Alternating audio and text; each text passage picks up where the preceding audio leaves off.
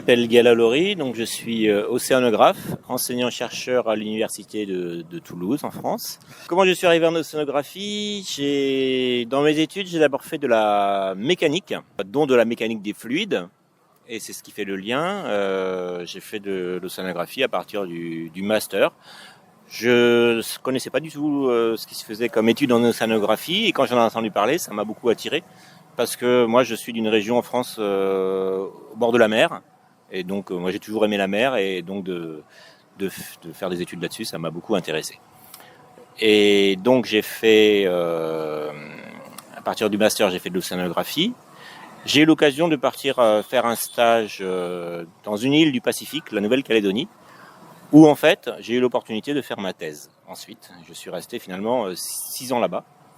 Là, j'ai passé ma thèse, donc je suis vraiment devenu océanographe. J'ai passé mon doctorat. Après ça, je suis resté un peu dans la région là-bas. Je suis resté 3 ans en Australie pour un post-doc en océanographie, avant de revenir en France, où j'ai trouvé donc un poste d'enseignant-chercheur à l'université de Toulouse.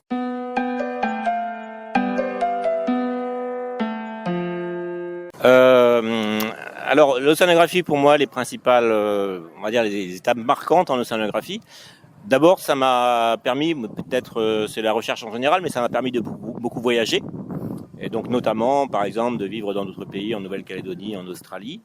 Ce qui m'a marqué aussi, c'est le côté international de cette recherche.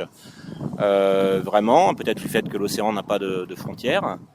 Et aussi les campagnes océanographiques, qui sont vraiment un aspect particulier aussi de cette discipline. J'ai eu l'occasion d'en faire quelques-unes, que je peux compter quand même sur les doigts d'une main, 4 ou 5, mais à chaque fois des expériences très marquantes.